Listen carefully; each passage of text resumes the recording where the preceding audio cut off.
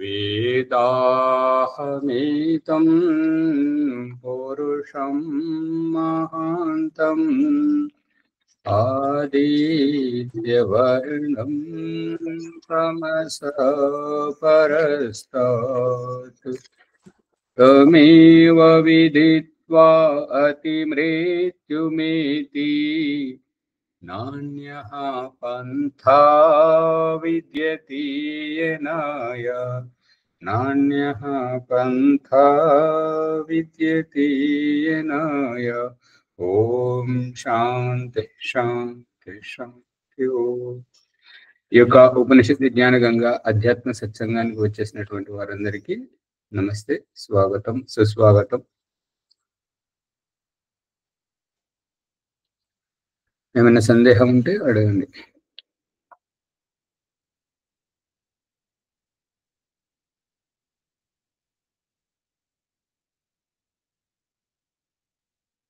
పద్నాలుగవ సంపుటం శ్వేతాశ్వతర ఉపనిషత్తు ప్రథమ అధ్యాయం 14వ సంపుటం. స్వాదేహం అరణిం కృత్వా ప్రణవం చ ఉత్తరారణిం ధ్యాన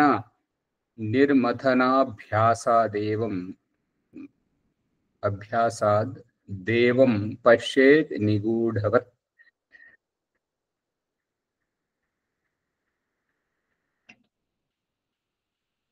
స్వదేహం అరణిం కృత్వా, అరణి మంథనం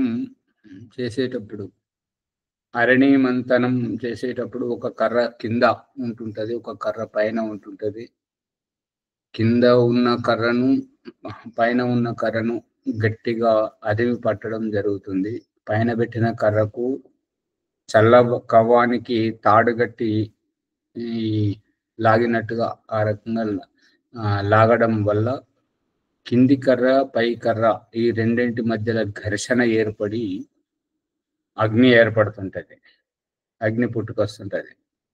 ఈ యొక్క అడవిలలో నిప్పు రాజుకునేటువంటిది ఎండిన చెట్ల కొమ్మలు, పెద్ద పెద్ద కొమ్మలు, మండలు ఎండినటువంటివి ఈ ఈదుడు గాలులకు రాపిడి చేసుకుని తద్వారా నిప్పు పుట్టి అడవులకు అడవులే ఈ యొక్క దహనమయ్యేటువంటిది మనం విదేశాలలో ఎక్కువ శాతం చూస్తున్నాం. దట్టమైన అడవులు నాశనం అయ్యేటువంటి.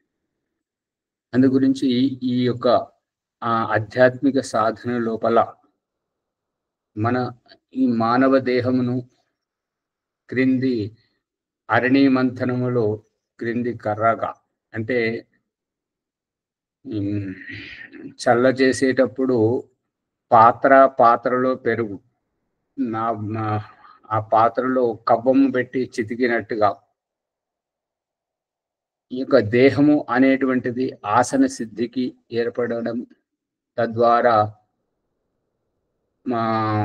ఈ కవ్వము అనే ప్రణవ ఓంకారాన్ని ఉత్తరారణి అని అంటే కవ్వం మాదిరిగా ఆ యొక్క ప్రణవ ఓంకారాన్ని ఈ దేహంలో ఉద్గీత ప్రాణాయామంతో ఉచ్చారణ చేస్తూ ధ్యానం అనే నిర్మథనాభ్యాసాత్, ధ్యానం అనేటువంటి నిశ్చితమైనటువంటి మథించటం, వివేచించడం, పరిశీలించడం, ధ్యానం విషయరహితమైపోవడం,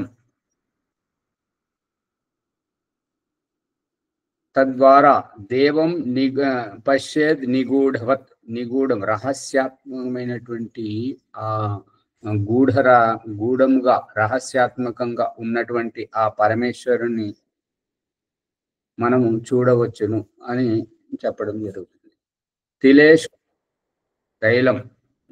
తిలేషు తైలము అంటే తిలము అంటే నువ్వు, తిలేషు తిలలలో ఉన్నటువంటి తైలం, నువ్వులలో ఉండేటువంటి నూనెను దధినీవ సర్పి, దధి అంటే పెరుగులో ఉన్నటువంటి సర్పి అంటే నెయ్యి. ఆపహ స్రోతస్సు ఆపహ ఆపహ స్రోతస్సులు అంటే ఊటలల్లో నుంచి ఊరుతున్న నీరు. అరణీషు చ అగ్ని. ఈ యొక్క అరణీ మంథనం చేస్తున్నప్పుడు రెండు కర్రల మధ్య నిప్పు ఏ రకంగానైతే పుట్టుకొస్తుంటుంటుందో, ఏవం ఆత్మని గృహ్యతే అసౌ సతి ఏనైనం తపసా యో అనుపశ్యతి. ఏవం ఈ విధముగా ఆత్మని సప్తమి విభక్తి, ఆత్మన్ నకారాంత పుల్లింగ శబ్దం. ఆత్మ లోపల ఆత్మ గృహ్యతి అంటే ఈ యొక్క మన శరీరంలో ఉండేటువంటి దేహాత్మ లోపల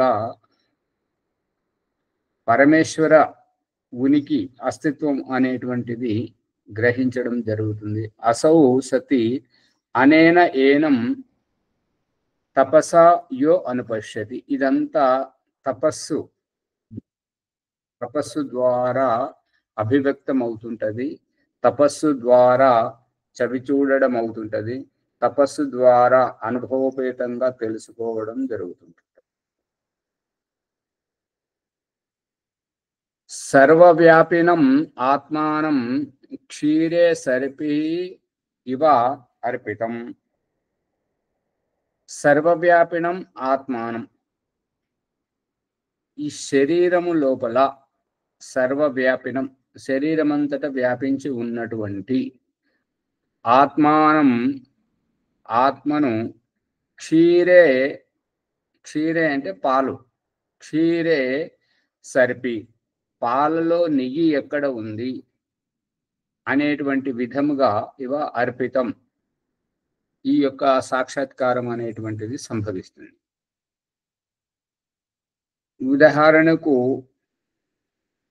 ఈ యొక్క వ్యాపినం ఆత్మానం, వ్యాపించినటువంటి ఆత్మతత్వాన్ని ఎలా గ్రహించాలి అని అంటే, అల్లుకున్నటువంటి ఉల్లిలో ఉల్లితత్వం ఎక్కడుంది, అల్లుకున్నటువంటి ఉల్లిగడ్డలో ఉల్లితత్వము, వెల్లుల్లిపాయలలో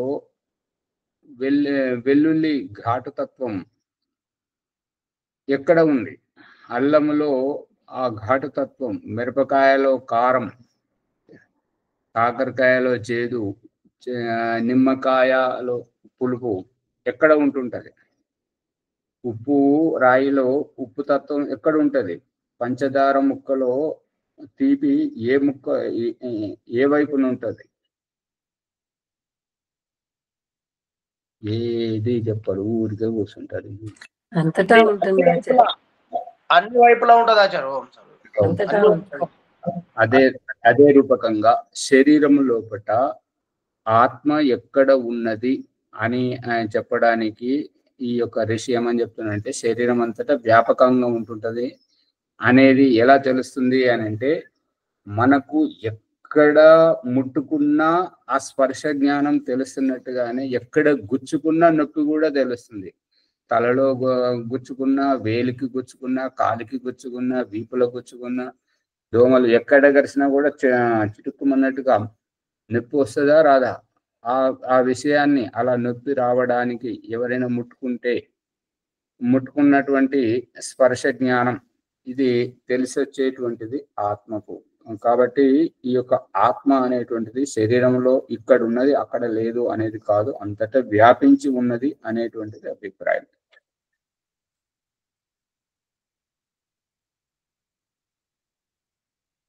సర్వవ్యాపినం ఆత్మానం క్షీరే సర్పేర్ ఇవ అర్పితం.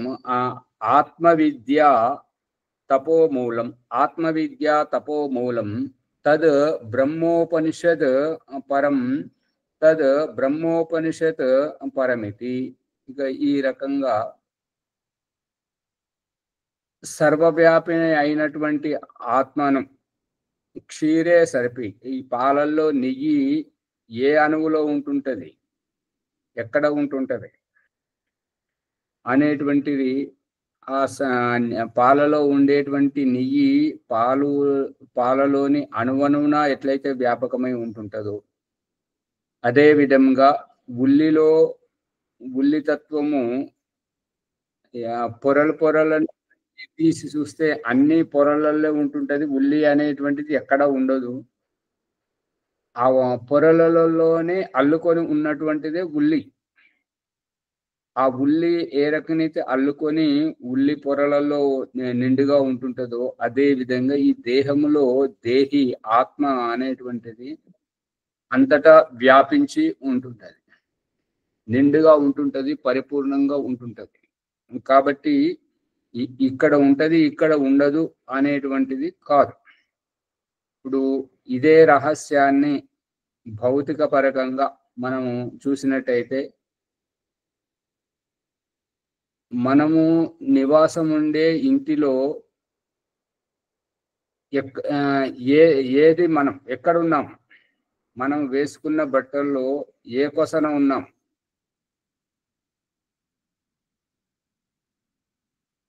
ఏది అర్థం కాదు. మనం వేసుకునే చెప్పుల్లో, మనం పెట్టుకునే బొట్టులో, రుద్దుకునే నూనెలో, మనం స్నానం చేసే మగ్గుతో పోసుకునే నీళ్ళలో ఎక్కడ ఉన్నాం, అంత మనది. ఇల్లు మన పేరు మీదనే ఉంటుంటది. మనమే స్వామి భావం అనేటువంటిది ఎక్కడ ఉంటది? ఏది అంతటా ఉంటుంది ఆచార్య, ఎక్కడైతే స్వామి అక్కడ. ఆ భావం చెప్పడం రావాలి.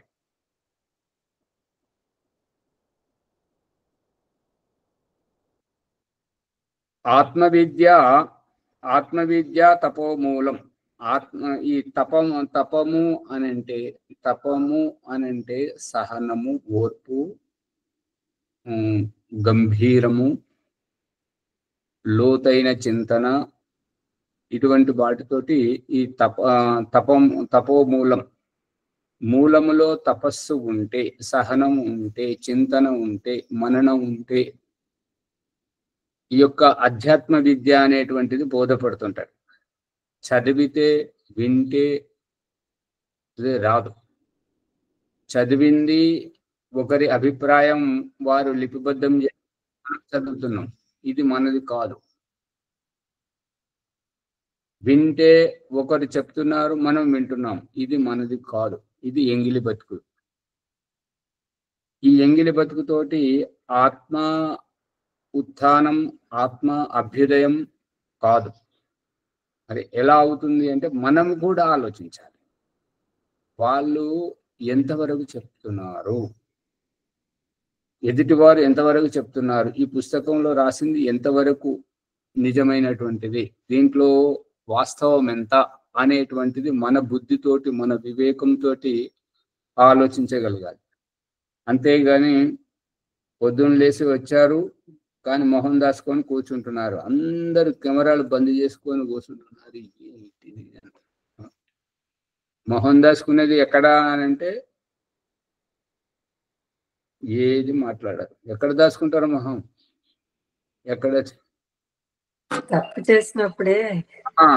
అంటే మరి అది మీరు ఆలోచించండి, ఎక్కువ చెప్పడం మంచిది.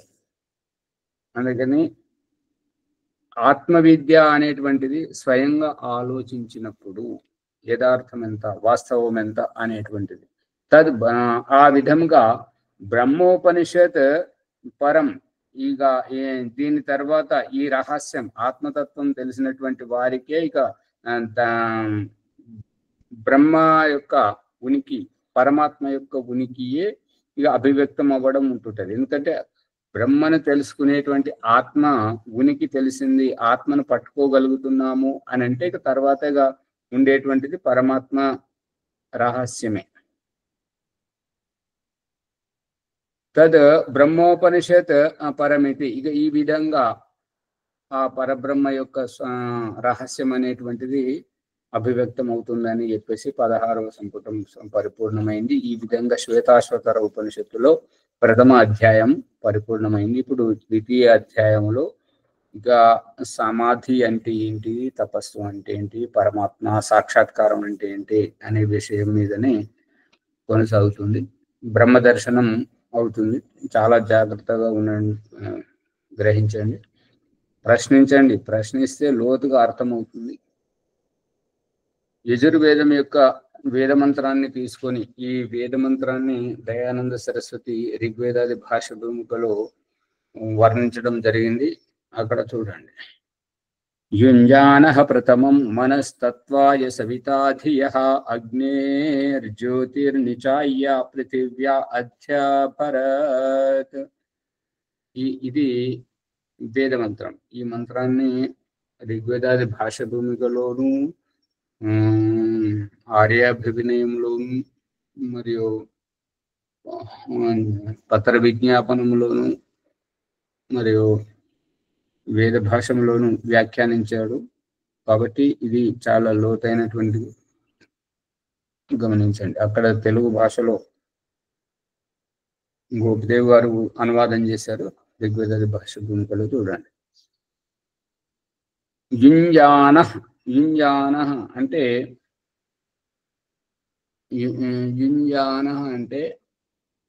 ధ్యానం చేస్తున్నప్పుడు ఈ యొక్క ధ్యానం చేసేటువంటి వ్యక్తి తన ఆత్మభావమును పరమాత్మమయంగా సంలగ్నపరచడం అని అంటే అన్యోన్యంగా ఉన్నటువంటి భార్యాభర్తల అనుబంధములో తల్లి కొడుకులు, తండ్రి కొడుకులు, ఈ యొక్క స్నేహితులు అన్యోన్యంగా అత్యంత సన్నిహితంగా ఉన్నటువంటి వైనంలో అనుకోకుండా ఒకరు గతిస్తే, ఒకరు చనిపోతే, ఆ బ్రతికున్నటువంటి వారికి ఆ చనిపోయినటువంటి వారు ఇదిగో ఇలా అన్నట్టుగా పడుకుంటే నిద్రలోనూ కనిపించడం, వచ్చిపోయేటువంటి వ్యక్తుల్లోనూ ఆ యొక్క ఛాయారూపం, వారి యొక్క దర్జాతనం, వారి యొక్క నడవడి, వారి యొక్క వ్యవహారం, వారి యొక్క మాట తీరులో కనిపించడం, వారి మదిలో ఎప్పుడు ఆ చనిపోయిన వారి వ్యవహారం కనిపింపజేయడం జరుగుతుందో ఆ విధముగా ధ్యానం చేసే వారి మనసులో, మదిలో పరమేశ్వరీయ భావం, పరమేశ్వరుని యొక్క సగుణ నిర్గుణ ఉపాసన వైవిధ్యం అంతా కనిపించాలి. ఎప్పుడైతే ఆ రకంగా కనిపిస్తుందో దానినే సాక్షాత్కారం అనడం జరుగుతుంది. పుట్టినటువంటి బిడ్డను అల్లారు మధ్యగా చూసుకునేటువంటి ఆ తల్లిదండ్రుల మధ్యలోకి వెళ్ళిపోవలసి వస్తే, ప్రాణప్రదంగా చూసుకుంటున్నటువంటి తల్లి తండ్రి అనుకోకుండా వెళ్ళిపోతే పిల్లలను చాలా రోజుల వరకు ఇబ్బంది పడుతుంటారు. ఆ తల్లిదండ్రుల జ్ఞాపకాలతోటి, ఆ పిల్లల జ్ఞాపకాలతోటి తల్లిదండ్రులు బాధపడుతుంటారు. భార్య జ్ఞాపకాలతోటి భర్త జ్ఞాపకాలతోటి భార్య.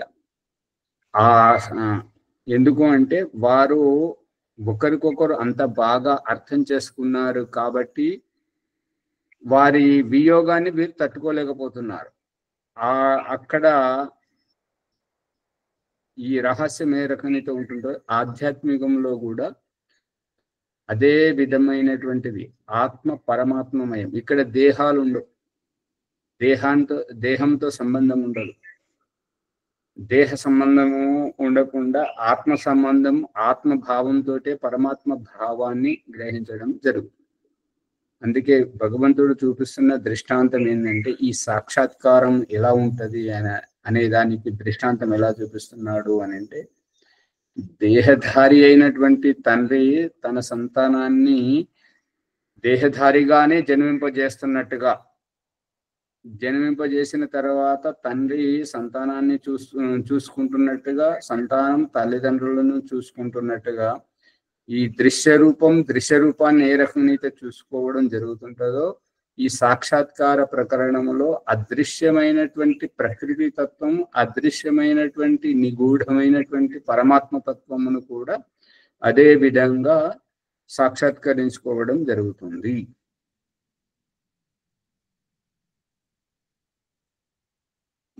మనిషికి మనిషియే సాటి, మనిషికి మనిషియే సాటి. ఈ యొక్క కాకీక కాకికే కాక కేకిక నానూనె నీనూనని నేనన్నానా. అర్థమవుతుందా? కాకి పిల్ల కాకి ముద్దు. ఇది మాట్లాడింది అసంపూర్ణంగా మాట్లాడుతుంది. దీన్నంటే కాకి పిల్ల కాకికే ముద్దు అన్నట్టుగా కాకీక కాకిదే కాక నెమలిదవుతుందా? నానూనే కాని నీ నూనె అవుతుందా? నా నూనెను నీ నూనెని నేనన్నానా అంటే దీని ప్రసంగం ఇక్కడ మన ప్రకరణం ఎలా సంబంధం ఉన్నది అని అంటే, ఆత్మ వల్లనే ఆత్మతత్వాన్ని ఉల్లితత్వమును ఉల్లిగడ్డలో ఉల్లితత్వమును ఎట్లయితే ఉల్లిగడ్డలు కోస్తున్నప్పుడు మనం ఎట్లయితే అనుభవించడం జరుగుతుంటుందో ఆ ఘాటు తత్వం ఈ వియోగములో ఆత్మీయులు పడేటువంటి ఆ కలవరెంత, ఆ నిద్రలో ఉలిక్కి పడడం, ఎక్కడో దూర బంధువుల దగ్గరికి వెళ్ళినప్పుడు అక్కడ అనుకోకుండా కనిపించినట్టు అనిపించడం, ఇదంతా ఈ వియోగంలో ఎట్లయితే అనుభూతి పొందనవుతుందో సాక్షాత్కారంలో సైతం మొదట ఎవరైతే సాక్షాత్కారం చేసుకుంటున్నారో ఆ ఆత్మతత్వమును దేహమును గొలిచి దేహానికి భిన్నముగా ఇంద్రియాలకు భిన్నముగా ఆత్మతత్వ ఉనికిని అవగాహన కల్పించి ఆ తర్వాత పరమాత్మ తత్వమును ఉద్బోధించనవుతుంది. ఏమైనా అర్థమవుతుందా? ఊరికే కూర్చుంటున్నారా? ఊరికే కూర్చుంటే నిద్ర వస్తుంటది, కునికిపాట్లు వస్తుంటాయి. దరిద్రం అది. బ్రహ్మముహూర్తంలో నిద్రపోవద్దు.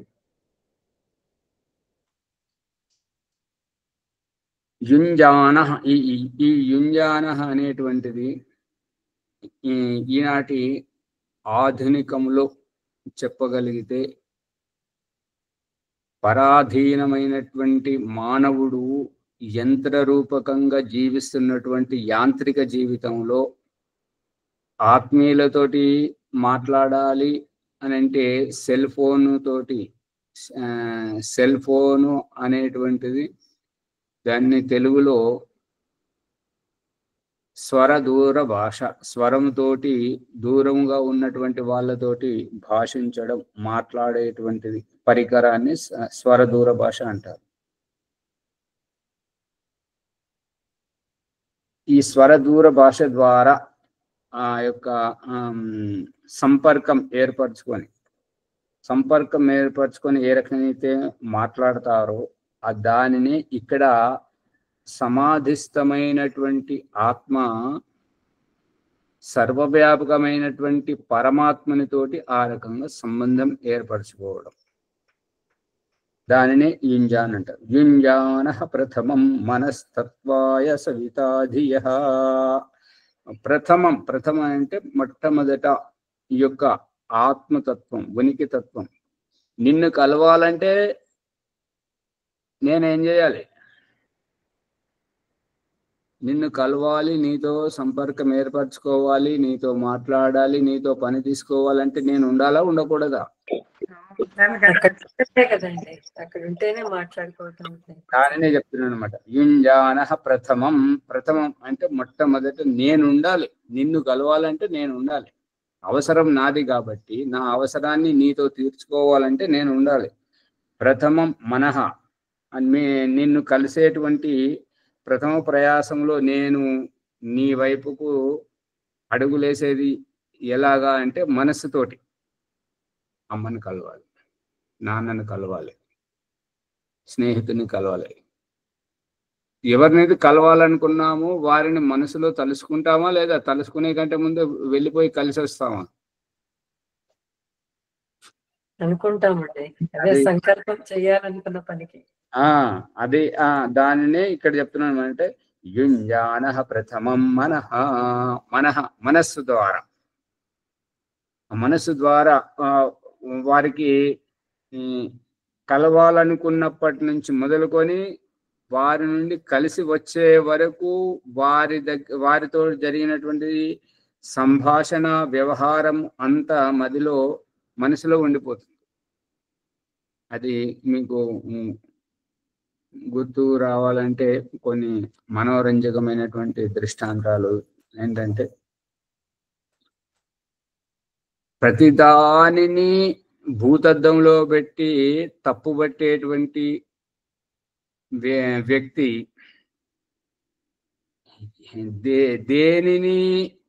దేనిని తప్పుగా చూడకుండా, ఎంత పెద్ద తప్పు జరిగినా కూడా అది తప్పు కాదు, అది మనకు అట్లా అనిపిస్తుంది అనేటువంటి ఆధునిక భావజాలం కలిగినటువంటి వాళ్ళతోటి ఓపెన్ హార్ట్ అంతా స్పష్టంగా ఉండేటువంటి వాళ్ళు. ఒకరేమో ప్రతిదానిని భూతద్దంలో పెట్టి చూసి తప్పు పట్టే రకం ఒకరు, ఇంకొకరేమో ఎంత పెద్దది జరిగినా కూడా ఇదేంటిది అది అంతా ఒకటిదే అనేటువంటి కొట్టిపారేసే రకం. వారి ఆధునిక భావజాలం కలిగినటువంటి వాళ్ళ దగ్గరికి ఈ యొక్క ప్రతిదానిని భూతద్దంలో పెట్టి చూసేటువంటి సంకుచిత భావం గలటువంటి వారు అతిథిగా వెళ్ళారు. భోజనానికి కూర్చుంటే వాళ్ళు ప్రతిదీ నవ్వుకుంటా తుల్లుకుంటా సంతోషంగా ఉంటుంటారు. కాబట్టి ఆవిడ భోజనం వడ్డించుకుంటూ ఏమన్నారంటే, అన్నయ్య గారు ఇది మీ ఇల్లు అనుకోండి, ఏది కావాలనుకున్నా అడుక్క తినండి అని అన్నది. అమ్మ నాన్న దగ్గరికి ఇంటికి పిలుచుకొచ్చి నన్ను అడుక్క తినమని చెప్తున్నారు అని బాధపడుతూనే ఉంటే, ఇంతలో వడ్డించే ఆవిడ ఇంటి యజమాని పక్కనే కూర్చుండి తింటున్నాడు. ఆయన అన్నాడు ఏమనంటే, ఏమయ్య నీకు ఏం కావాలని సిగ్గు లేకుండా తినన్నాడు. ఈయన ఒకరేమో అడక్క తినమంటారు, ఇంకొకరు సిగ్గు లేకుండా తినమంటారు. నేను ఎందుకు ఈ బతుకు వీళ్ళ దగ్గరికి ఎందుకు వచ్చానని చెప్పేసి ఆయన బాధపడాడు. వారిని సమాధానపరుస్తారా? ఇదొక రకం. ఇక ఇంకొకటి, ఇక మన అధ్యాత్మ సాధనలోకి వస్తుంటే ఒక ఆవిడ దగ్గర, ఆమె ఎప్పుడు భక్తిపరంగా ఉంటుంటది కాబట్టి ఆవిడ దగ్గరికి వాళ్ళ బంధువు వచ్చాడు. మనవడో కొడుకో ఎవరో వచ్చారు. వచ్చి పొద్దున ఆమె ఎవరిని పొద్దున పడుకోనివ్వదనంట. బ్రహ్మముహూర్తం నువ్వు లేవు, నిద్రపోవద్దు, దరిద్రం అని చెప్పేసి లేపి బయటకు పంపిస్తే అక్కడ సూర్యోదయం అవుతుంటే సాగరం పక్కన సూర్యోదయం అవుతూ చూస్తూ, అమ్మమ్మ బయటకు రావే, లోపల ఏం చేస్తున్నావే, ఎంత మంచి మనోహరమైన చిత్రం కనిపిస్తుంది, ఈ కొండల మధ్యలో ఈ యొక్క సరస్సు పక్కన కొండల మధ్యలోంచి సూర్యుడు ఉదయిస్తున్న ఈ అద్భుతం ప్రకృతి సౌందర్యాన్ని చూస్తూ రావే అని చెప్పేసి మనవాడు పిలుస్తున్నాడు. ఆ అమ్మమ్మ ఏమంటున్నది అని అంటే, ఒరే మనవడా, నువ్వు ఆ ప్రకృతి సౌందర్యం బొమ్మను చూస్తున్నావు, నేను ఆ బొమ్మను గీసేవాడిని లోపల చూస్తున్నా, నువ్వు అతన్ని, ఆ కళాకారుని, ఆ బొమ్మ వేసే అతన్ని చూద్దువు కానీ నువ్వు కూడా రారా లోపలికి అని పిలుస్తావు. అర్థమవుతుందా? కళాకారుడు గొప్పనా, అతను వేసినటువంటి చిత్రం గొప్పనా? కళాకారుడే గొప్పవాడు. అందుకని ఇక నువ్వు ఏ సూర్యుడిని అయితే చూస్తున్నావు, నువ్వు ఏ సరస్సునైతే చూస్తున్నావు, ఏ కొండలనైతే చూస్తున్నావో, ఆ కొండలను సృష్టించిన వాడు, ఆ సరస్సును సృష్టించిన వాడు, ఆ సూర్యుడిని ప్రకాశింపజేస్తున్నటువంటి అతనిని నేను చూస్తున్నాను. నువ్వు లోపలికి రా బిడ్డ, నువ్వు కూడా చూస్తూ. అర్థమైతే వాళ్ళు గొప్పగానే చూస్తున్నారు. ఇప్పుడు ఇదే సందర్భంలో ఇంకొక రహస్యం, బాలరాజు గారి పని తర్వాత చూసుకోండి. ఇంకొక రహస్యం ఏంటంటే, నైనం ఛిందంతి శస్త్రాణి నైనం దహతి పావకః నచైనం క్లేదయంత్యాపో నా శోషయతి మారుతః. ఇది భగవద్గీత శ్లోకం. దీని అర్థం నేను చెప్తాను, దీని వెనుక ఉన్న రహస్యం మీరు చెప్పాలి. నైనం ఛిందంతి శస్త్రాని అని శ్రీకృష్ణుడు చెప్పాడు. నా ఏనం ఛిందంతి, ఈ శస్త్రము దేహమును నిన్ను ఛేదించలేదు. నైనం ఛిందంతి శస్త్రాని, నా ఏనం, ఏనం అంటే దీనిని ఛేదించలేదు, శస్త్రం ఛేదించలేదు. నైనం దహతి పావకః, దహతి, దహతి అంటే దహ భస్మీకరణే, కాలబెట్టలేదు అని అన్నాడు. దీనిని అగ్ని కాల్చలేదు. నచైనం క్లేదయంత్యాపో, ఆపహ, ఆపహ అంటే జలము, క్లేదయంతి అంటే తడపలేదు. నశోషయతి మారుతః, వాయువు ఎండబెట్టలేదని చెప్పి అన్నాడు శ్రీకృష్ణుడు. కానీ కానీ శ్రీకృష్ణుడు చచ్చింది దేనితోటి? వ్యాధుని బాణముతోటి. వ్యాధుడు వేటాడడానికి వచ్చినటువంటి ఆ వేటలో పొదల చాటున శబ్దం అయితే అక్కడ ఏదో మృగం ఉన్నది, జింక ఉన్నది అనుకొని పొరపాటున కొట్టినటువంటి వ్యాధుని బాణం వచ్చి శ్రీకృష్ణుని కాలుకు తగిలి ఆ గాయంతో చచ్చిపోయినటువంటి వాడు శ్రీకృష్ణుడు. శ్రీకృష్ణుడు చెప్పింది ఏంటి? నైనం ఛిందంతి శస్త్రాని అని అన్నాడు. శస్త్రము దీనిని ఛేదించలేదు అన్నాడు. మరి ఆయన చచ్చింది దేంతో? మరి చచ్చిన తర్వాత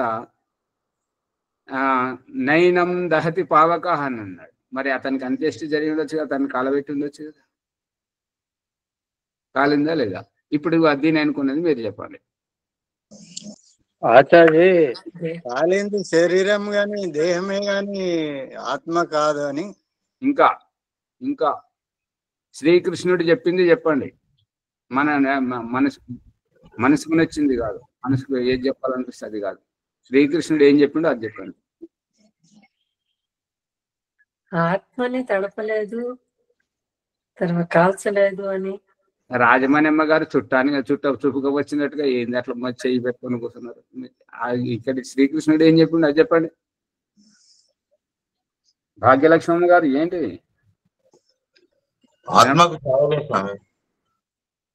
ఇంకా ఆత్మను ఆ శరీరమే చనిపోయింది ఆచార్య. పుష్పమ్మ గారు చెప్పండి. వరలక్ష్మి గారు ఏంటి అట్లా కూర్చుంటున్నారు? శరీరాన్ని కాలుస్తారు, శరీరమే పోతుంది కానీ ఆత్మ చనిపోతుంది. భాగ్యలక్ష్మి గారు, శ్యామలయ్య గారు ఏం వినబడతలేదా? వినబడుతుంది అతడు. నేను రెడీ అవుతున్నా రానికే. అందుకోసమే ఆత్మను శస్త్రాలు కానీ ఇవన్నీ ఏం కాల్చలేవు, చేయలేవు, శరీరమే నశిస్తుంది అని నాకు తెలిసిన భావన. సువర్ణ గారు, అదే ఆ బాణం వచ్చి తగిలిందైనా శరీరానికే కానీ ఆత్మ కాదు ఆచార్యజీ. అమ్మగారు అదే అంటే అక్కడ జరిగిన శ్రీకృష్ణుడి విషయంలో జరిగినది అనేటటువంటిది అనమాట. బాణం ఆచార్య, బాణం అనేది శ్రీకృష్ణ శరీరానికి తగిలింది కానీ ఆత్మ కాదు. ఇంకోరు చెప్తారు. వరలక్ష్మి గారు చెప్పండి. అంతే నేను శ్రీకృష్ణుడు ఆత్మ గురించి ఉద్దేశించి చెప్పాడు ఆచార్య. అమ్మగారు పరువు పడారు. ఇవాళ దుద్యాల ఆశ్రమం నుండి వచ్చిన వీళ్ళిద్దరు సరిగా చెప్పారు, వరలక్ష్మి గారు చెప్పారు. శ్రీకృష్ణుడు చెప్పింది శరీరం గురించి కాదు, ఆత్మ గురించి. ఆత్మను నీరు తడపలేదు, అగ్ని కాల్చలేదు. మరి అలా చెప్పాలి. ఇప్పుడు వరలక్ష్మి గారు చెప్పారు, బాలాజీ గారు చెప్పారు, శ్యామలయ్య గారు చెప్పారు. శస్త్రం ఛేదించలేదు అనేది ఇప్పుడు మనం అర్థం చేసుకున్నటువంటిది శరీరం గురించి, శ్రీకృష్ణుడు చెప్పింది ఆత్మ గురించి. ఇంతే తేడా. పుష్పమ్మ గారు పట్టుబడుతుందా? ఆత్మ గురించి కృష్ణుడు చెప్పాడు. శ్రీకృష్ణుడు ఆత్మ గురించి చెప్పాడు, కానీ ఆ శరీరం గురించి చెప్పలేదు కాబట్టి అతను చచ్చింది శస్త్రంతో ఛేదించబడే. అర్థమవుతుందా?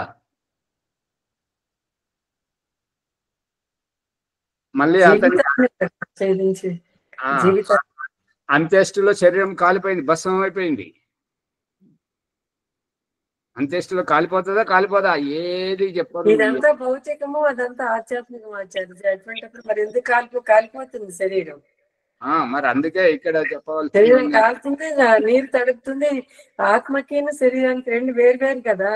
దీని తత్వం వేరు, దాని వేరు. దేవుడు మన మతిని ఎలా చమత్కరింపజేస్తున్నాడు అంటే, గడ్డ అంటుంటారు. గడ్డ అనే దానికి అర్థం ఏంటిది? విడగొట్టడానికి వీలు లేకుంటే గుర్తుకొని ఉండేటువంటి పరమాణువుల సంగ్రహాన్ని గడ్డ అంటుంటారు. ఆలుగడ్డ. దాన్ని అణువణువు విడదీయగలమా? సాధ్యం కాదు. ఇది ఏమంటారు, ఎర్రగడ్డ, బీట్రూట్ కానీ క్యారెట్ కానీ ఇవి గడ్డలు ఏవైతే ఉంటాయో అణువణువు గుద్దుకొని ఉండడం అంటే మనం పిండి పిసికేటప్పుడు పిండి రొట్టెలు చేయడానికి ఇంత ముద్దలు చేసుకుని ఇట్లా అనుకొని ఇట్లా రొట్టెలు చేస్తుంటాం కదా, ఆ ముద్దలుగా చేసుకునే పిండిని ఇట్లా పిసుకుతుంటాం కదా గట్టిగా, అణువణువు ఇమిడిపోయేటట్టుగా ఆ రకంగా ఉండేటువంటి దాన్ని గడ్డ అంటారు. కానీ ఉల్లిలో ఏం చూపిస్తున్నాడు? వెల్లుల్లిలో ఏం చూపిస్తున్నాడు దేవుడు? పొరలుగా చూపిస్తున్నాడు. అణువణువున వ్యాపింపజేసి చూపిస్తున్నాడు ఉల్లి తత్వాన్ని. అదే రూపకంగా ఇక్కడ సాక్షాత్కారం చేసుకునేటువంటి ఆత్మను శరీరంలో ఎక్కడ గుచ్చుకున్నా, ఎక్కడ ముట్టుకున్నా ఆ స్పర్శ జ్ఞానంతో మనకు వెంటనే గుచ్చుకుంటే చివుక్కుమన్నట్టుగా అనిపిస్తుంటది. ఇక ఎవరైనా ముట్టుకున్నటువంటి స్పర్శ జ్ఞానం తెలుస్తుంటుంటది. ఇక లేదంటే ఎవరైనా మాట అన్నారంటే బాధపడడం, ఎవరైనా పొగిడారంటే ఉత్సాహపడడం, ఆనందపడడం. ఎంత మెడ వరకే తల వరకే సంతోషపడతారా, లేదంటే ఒళ్ళంతా పులకరించిపోతుందా? ఏది చెప్పరు, ఎట్లా ఉన్నారు. దేహం అంతా ఉంటుంది ఆచార్య, సంతోషం గాని దుఃఖం గాని. అందుకని ఈ సర్వవ్యాపకంగా ఉండేటువంటి ఆ మన శరీరంలో మన ఆత్మ ఏ రకమైతే వ్యాపకంగా ఉంటుంటుందో బ్రహ్మాండంలోను పరమాత్మ తత్వం ఆ విధంగానే ఉంటుంటది. ఆ మన తత్వాయ సవితా ధియ, తత్వాయ ఆ పరమేశ్వరుని తత్వం గురించి తహతహలాడేటువంటి ఆ తాపత్రయంతో సవిత అంటే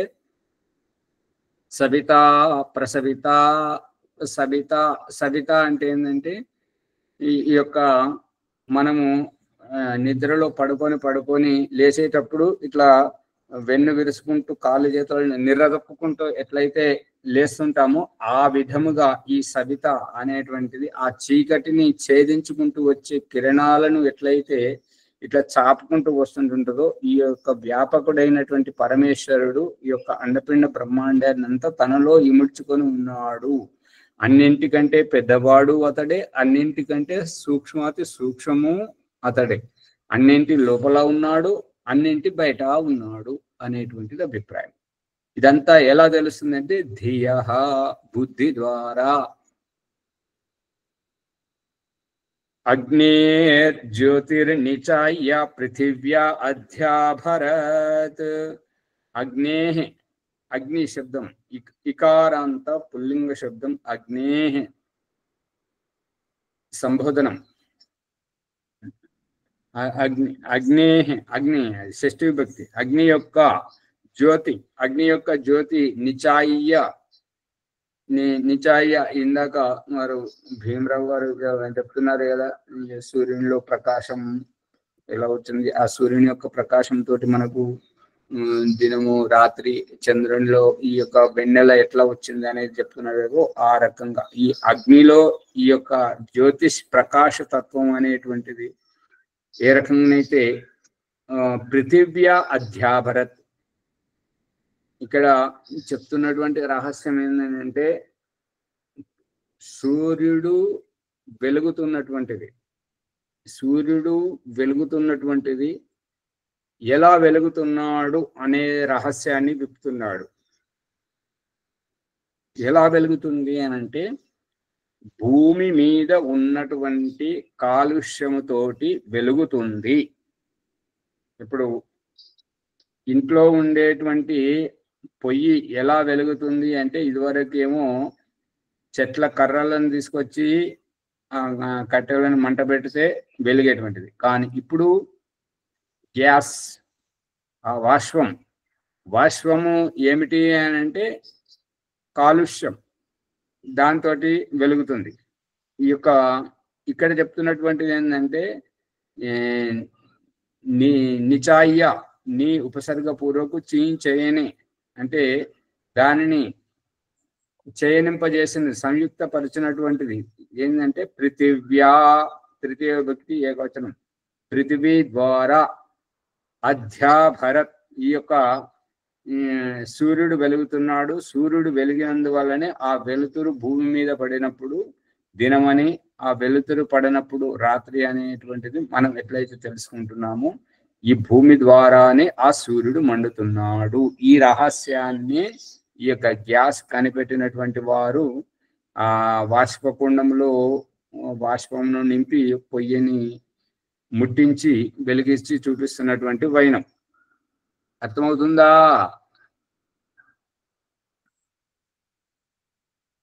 వెలుగుతున్నాడు అంటే అర్థం అవ్వలేదు ఆచార్య.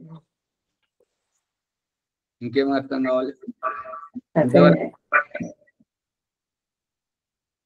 ఏమర్థమైంది? అదే భూమి ద్వారానే సూర్యుడు వెలుగుతున్నాడు. ఇదంతా పక్కకు పెట్టండి. ముందు అది పదే పదే వస్తుంది, అదేంటో చెప్పండి. అది వాడుకుంటారు.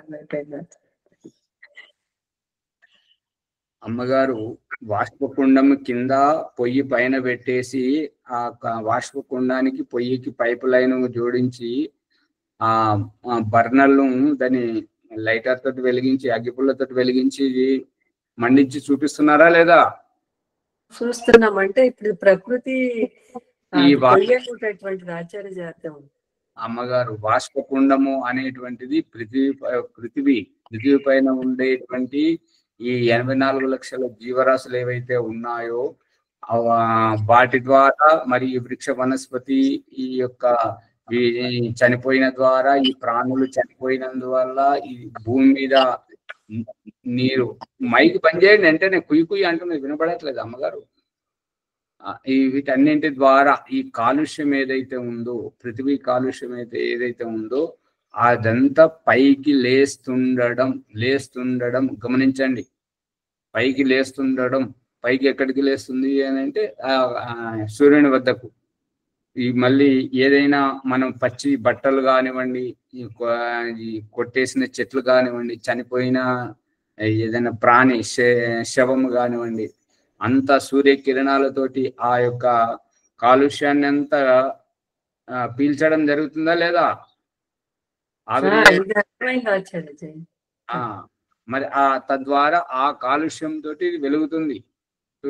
సూర్యుని తత్వం అనేటువంటిది ఇక్కడ చెప్తున్నాడు. దాన్ని చూసి ఇప్పుడు సూర్యుని, చంద్రుణ్ణి, ఈ యొక్క మంగళ, బుధ, గురు, శుక్ర, శని ఈ గ్రహాలను చూసి ఈ యొక్క ఇడ్లీలను కనిపెట్టడం, చంద్రుని తోటి ఇడ్లీని, ఈ యొక్క సూర్యుని చూసి చిల్లుగారెను ఎట్లయితే కనిపెట్టడం జరిగిందో ఈ బాష్పగుండాన్ని పృథివీ ద్వారానే సూర్యుడు వెలుగుతున్నాడు అనేటువంటి రహస్యాన్ని కనిపెట్టడం జరిగింది.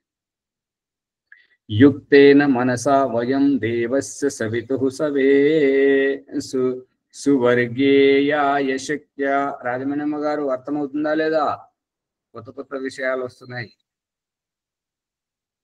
ఆచార్జీ, సూర్యుడు శుద్ధమైన కిరణాలను విడిచి అశుద్ధమైన గాలిని తీసుకుంటున్నాడని తెలుసుకున్నాం. మరి ఇది ఎట్లా ఆచార్జీ? సూర్యుడు మళ్ళీ చెప్పండి. సూర్యుడు శుద్ధమైన కిరణాలను భూమిపైన ఇస్తున్నాడు, అశుద్ధమైన వాయువును తీసుకుంటున్నాడు. ఇప్పుడు చెప్పింది కూడా అదే కదా. కాలుష్యం శుద్ధి అయి మళ్ళీ కిందకు వస్తుంది. పైకి వెళ్ళి శుద్ధమైనది కిందికి ప్రసరింపజేస్తూ అశుద్ధమైనటువంటిది పైకి పోతుంది. ఆ పైకి గ్రహించడం సూర్యుని ద్వారా కిరణాల ద్వారా. నాకేమనిపిస్తుందంటే మరి సూర్యుడే అట్లా చేస్తుందా ఏంది అని ఆలోచన వచ్చింది.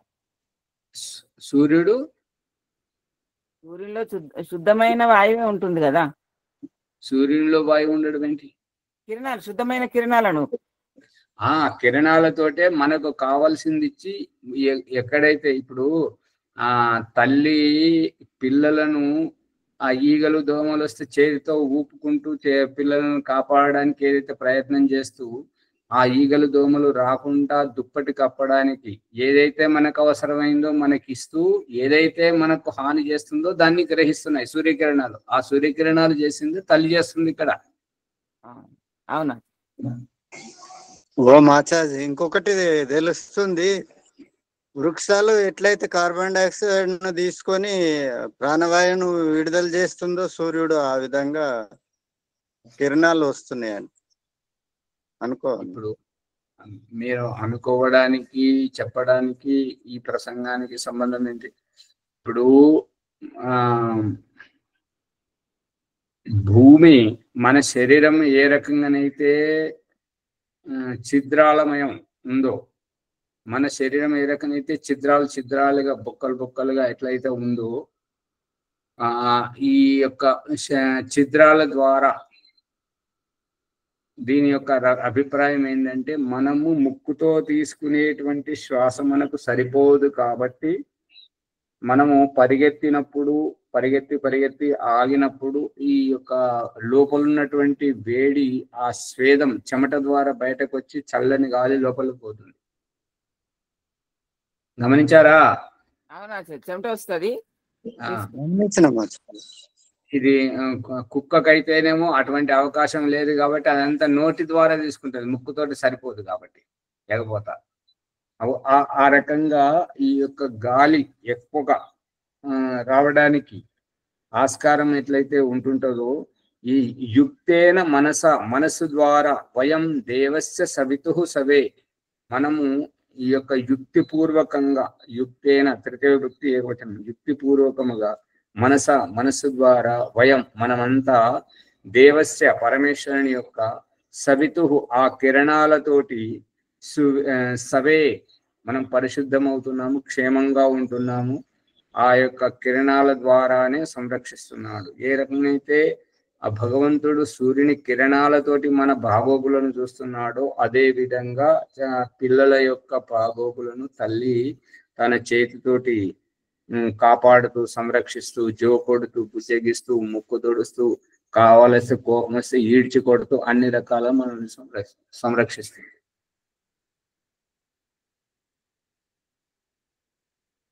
సువర్గేయాయ శక్త్యా, ఈ యొక్క సువర్గేయాయ స్వర్గం వెళ్ళేటువంటి శక్తి సామర్థ్యంతో ఇదంతా యుక్తిపూర్వకంగా, అంటే సుఖము గురించి ఇదంతా జరుగుతుంది.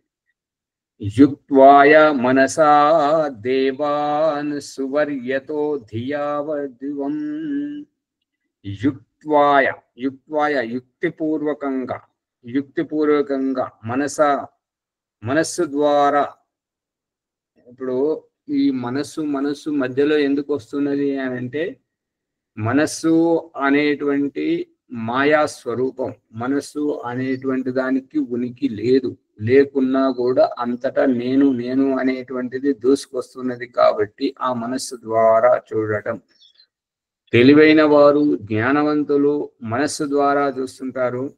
ఇక లౌకికులు, భౌతికవాదులంతా కళ్ళతో చూస్తుంటారు, అంతే తేడా. మనస్సుతో చూసేటువంటిది కళ్ళతో చూసేటువంటిది, మనస్సుతో చూసేటువంటిది, బుద్ధితో చూసేటువంటిది ఎవరు? ఆత్మనే. ఆత్మ. ఆ ఆత్మ చూస్తుంది కాబట్టి అక్కడ స్వామి నేరుగా ఉంటుంటాడు అన్నమాట, చూసేటువంటిది. అందుకే ఇక్కడ చెప్తున్నటువంటిది ఏంటంటే యుక్తేన, యుక్తి ద్వారా, మనసు ద్వారా, వయం అంటే కర్త ఎవరైతే చూస్తున్నారో, ఎవరైతే యుక్తిని ఆలోచిస్తున్నారో, ఎవరైతే మనసు ద్వారా చూస్తున్నారో, కళ్ళతో చూస్తున్నారో, నోటితో మాట్లాడుతున్నారో, చెవులతో వింటున్నారో, చేతులతో పనిచేస్తున్నారో, కాళ్ళతో నడుస్తున్నారో, ముక్కుతో శ్వాస తీసుకుంటున్నారో వారు కర్త. దేవస్య పరమేశ్వరస్య సవితు, అతని యొక్క కృపా అనుగ్రహాలతోటి మన స్వార్థం పూర్వకమైనటువంటి సుఖం, దాని గురించి, ఆ శక్తి గురించి చూస్తున్నప్పుడు యుక్తాయ మనసా దేవాన్ సువర్యతో ధియా దివం. ఈ యొక్క ఎప్పుడైతే యుక్తములతోటి, బుద్ధిపూర్వకంగా, తెలివితేటలతోటి ఎప్పుడైతే చూడడం జరుగుతుంటుందో అప్పుడు దేవాన్ ఇంద్రియాలను, సువర్యతో ధియా దివం, ఎప్పుడైతే ఇంద్రియాలను నియంత్రిస్తూ ఈ యొక్క బుద్ధిపూర్వకంగా తెలివిమంతలం అవుతుంటామో అప్పుడు మనకు దినము, అంటే సూర్యుని నుండి వెలువడి వచ్చే కిరణాలు భూమి మీద పడ్డప్పుడు ఈ యొక్క ప్రకాశమును దినమని ఎట్లయితే అంటున్నామో, బుద్ధితో ఆలోచించినప్పుడు మనకు అవగాహన తోటి జ్ఞానోదయం అవటమే ఈ యొక్క దివం, తెలివి, జ్ఞానం, బుద్ధి. సమయం అవుతుంది కాబట్టి ఈ యొక్క దీన్ని ఇక్కడనే ఆపేస్తున్నాం. అమ్మగారు ముందుకు తీసుకెళ్ళండి. ఓం నమస్తే ఆచార్య, సర్వేభ్యో నమో నమః. ఈరోజు ఎపిసోడ్లో ఆత్మ గురించి మరియు సృష్టి ఎంత గొప్పదో, ఎంత అందంగా ఉంటుందో, దీనిని సృష్టించిన పరమాత్ముడు ఇంకా గొప్పవాడు, అందుకే పరమాత్మ గురించి తెలుసుకోవడం ముఖ్యం. ధన్యవాదాలు ఆచార్య. ఈ ఎపిసోడ్ని లైక్ చేసి షేర్ చేయండి, సబ్స్క్రైబ్ చేసుకోండి. ఈరోజు వైదిక సంధ్య వరలక్ష్మమ్మ గారు మనసా పరిక్రమ మంత్రాల యొక్క అర్థసహితంగా చేస్తారు.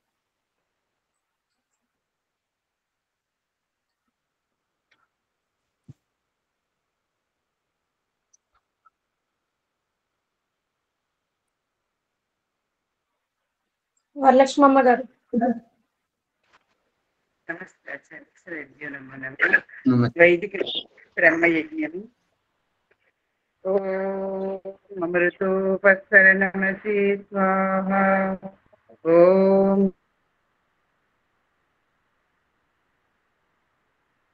అమృతాపిదానమసి స్వాహా. ఓం సత్యం యతః శ్రీరమై శ్రీః శ్రయతాం స్వాహా. ఓం శన్నో దేవీరభీష్టయాపో భవంతు వీతయే శంయో రవిస్రవంతు నః. ఓం వాక్ వాక్, ఓం ప్రాణః ప్రాణః, ఓం చక్షుః చక్షుః, ఓం శ్రోత్రం శ్రోత్రం, ఓం నాభిః, ఓం హృదయం, ఓం కంఠః, ఓం శిరః, ఓం బాహుభ్యాం విశోఫలం, ఓం కరతలకర పురుషే, ఓం భూః పునాతు శిరసి, ఓం భువః పునాతు నేత్రయోః, ఓం స్వః పునాతు కంఠే, ఓం మహః పునాతు హృదయే, ఓం జనః పునాతు నాభ్యాం, ఓం తపః పునాతు పాదయోః, ఓం సత్యం పునాతు పునః, ఓం భూః, ఓం భువః, ఓం స్వః, ఓం మహః, ఓం జనః, ఓం తపః, ఓం సత్యం, ఓం ఋతం చ సత్యం సాభిద్ధా తపసోऽభ్యజాయత తతో రాత్రియజాయత తథా సముద్రో అర్ణవః సముద్రాదర్ణవాదరి సంవత్సరో అజాయత అహోరాత్రాణి విదదతి స్వస్వమిషతో వసి సూర్యాచంద్రమసౌ జాతా యథా పూర్వమకల్పయతు దివిం చ పృథివీం చాంతరిక్షమదో స్వః. ఓం శన్నో దేవీరభీష్టయాపో భవంతు పీతయే శంయో రవిస్రవంతు నః. మనసా పరిక్రమ మంత్రములు. చదువుతూ పరమేశ్వరుణ్ణి ఈ మంత్రములు చదువుతూ మనసులో అన్ని వైపుల లోపల బయట పరమాత్మను పూర్తిగా తెలుసుకుని నిర్భయులై సందేహరహితులు ఉత్సాహితులు ఆనందితులు కావాలని ఆ పరమేశ్వరుడు ఉపదేశిస్తున్నాడు. ఓం ప్రాసీదిగగ్నిరధిపతిరషితో రక్షితాదిశాయిషవః తేభ్యో నమోధిపతిభ్యో నమో రక్షితృభ్యో నమ ఇషిభ్యో నమ ఏభ్యో అస్తు యోస్మాన్ ద్వేష్టియం వయం దిస్మస్తంభోజం వేదత్మః. పరమేశ్వరుడు తూర్పు దిశలో అగ్ని అధిపతి అయి కొడవలి వలె ఆదిత్య కిరణములతో అక్కును చేర్చుకుంటూ రక్షిస్తున్నాడు. ఓం దక్షిణాదికింద్రోధిపతి స్థిరచ్చి రాజీ రక్షితాపితరశవః తేభ్యో నమోధిపతిభ్యో నమో రక్షితృభ్యో నమ ఇషిభ్యో నమ ఏభ్యో అస్తు యోస్మాన్ ద్వేష్టియం వయం దిస్మస్తంభోజం వేదత్మః. దక్షిణ దిశలో ఇంద్రుడు అధిపతి అయి వంకర టింకరగా కుటిలముగా నడిసే వాటి నుండి తల్లిదండ్రుల వలె రక్షిస్తున్నాడు.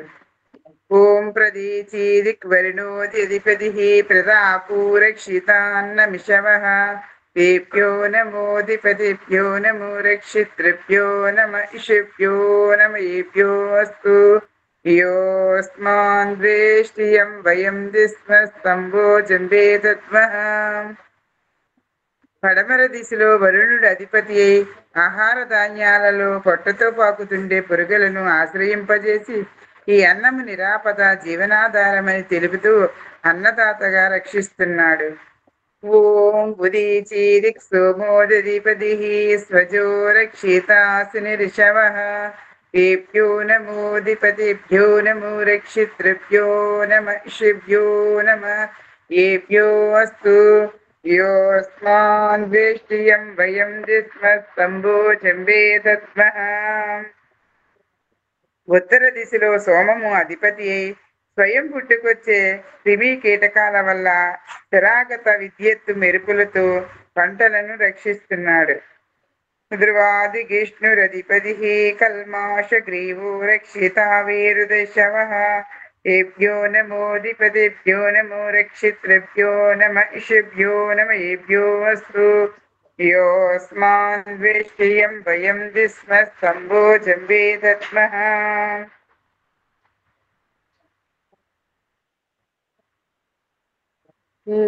కింది దిశలో విష్ణు అధిపతి అయి భూగర్భ విషవాయువుల కాలుష్యాన్ని వృక్ష వనస్పతులలో నిర్వీర్యం చేసి గావిస్తూ రక్షిస్తున్నాడు.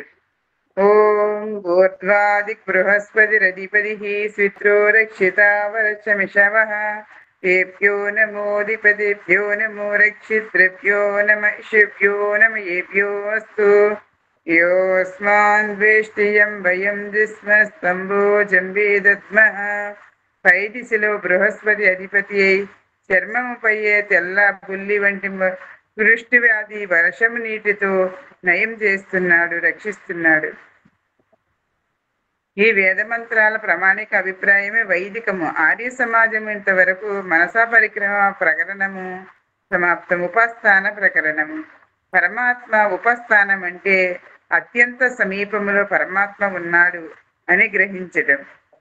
ఓం జాత వేదసే శృణవామ సోమమరాతీయతో నిదహాతి వేదః సనః పరిషదతి దుర్గాని విశ్వానావేవ చిందం దురితాత్యాగ్నిః.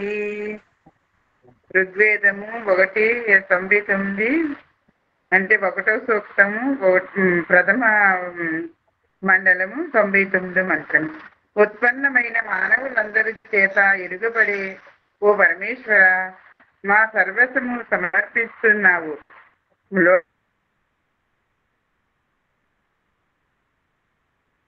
లోభముతో ఎవరిని త్యాగము చేయు జాలని ధనమును నిశ్చితముగా నశింపజేయుదునని ఎరుగుదము.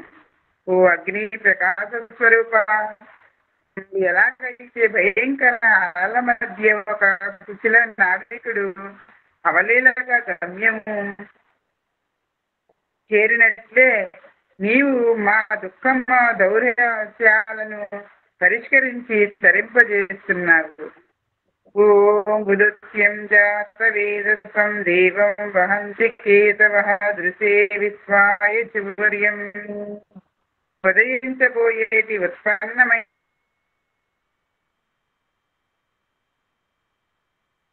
వారందరి చేత ఎరుగుబడుతున్నది ఓ దివ్య స్వరూప. నీ కిరణములు తీసుకుని పోతున్నాయి. అవి విశ్వ బ్రహ్మాండీయ సూర్యుని దృశ్యాన్ని చూస్తున్నాము. ఓం ఉద్భవయం తమసత్వరిష్వత్యంత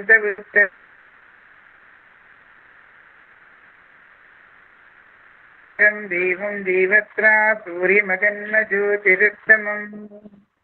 మనమంతా అజ్ఞాన అవిద్య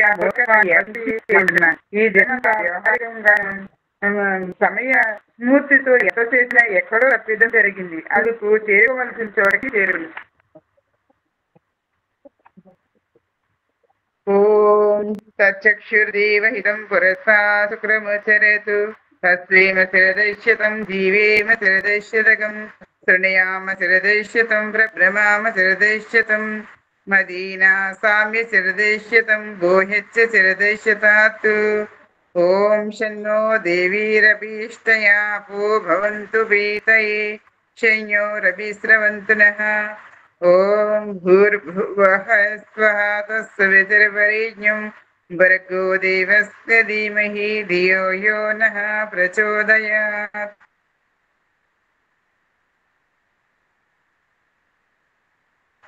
హే రక్షకావు సచితాందనంత స్వరూప నిత్యుడు బుద్ధుడు ముక్త స్వభావుడు అజరుడు అమరుడు అభయుడు నిత్యుడు పవిత్రుడు సృష్టికర్త అయ్యున్న పరమాత్మ నీకు అనేక నమస్కారములు.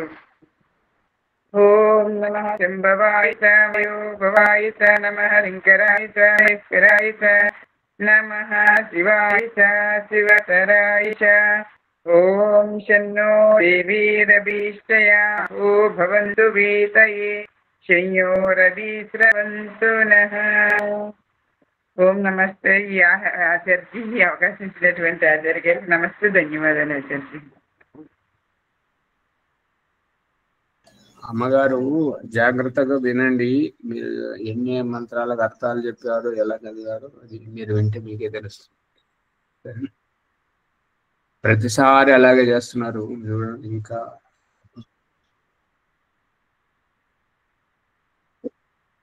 ఆచార్య మధ్యలో సార్ ఇక్కడ సభకు అసలు పుట్టలేదు ఆచార్య. ఇక్కడ చెప్తే ఆ భయం ఎలా పోయేది ఆచార్య.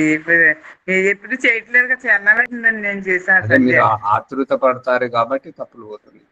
ఏం లేదు, ప్రశాంతంగా బాహ్య ఆభ్యంతర కుంభకం శ్వాస లోపలి తీసుకుని కొద్దిసేపు ఆపితే ఈ ఆతృత పోతుంది, తొందరపాటు పోతుంది. అప్పుడు ప్రశాంతంగా వస్తుంది. అమ్మగారు ముందుకు తీసుకెళ్ళి. ధన్యవాదాలు అమ్మగారికి. అత శాంతి పాఠ. ఓం దేవ శాంతి అంతరిక్షం శాంతి పృథివీ శాంతి ఆపః శాంతి ఓషధయః శాంతిః వనస్పతయః శాంతి విశ్వే దేవాః శాంతి బ్రహ్మ శాంతి సర్వం శాంతిః శాంతిరేవ శాంతి సామా శాంతిరేధి. ఓం శాంతి శాంతి శాంతిః. ఓం నమస్తే ఆచార్య. సర్వేభ్యో నమో నమః. అందరి ఎపిసోడ్ ని లైక్ చేసి షేర్ చేయండి, సబ్స్క్రైబ్ చేసుకోండి. ధన్యవాదాలు ఆచార్య. ఓం నమస్తే ఆచార్య. సర్వేభ్యో నమో నమః. ఓం ఆచార్య. నిన్నటి దాంట్లో ఒక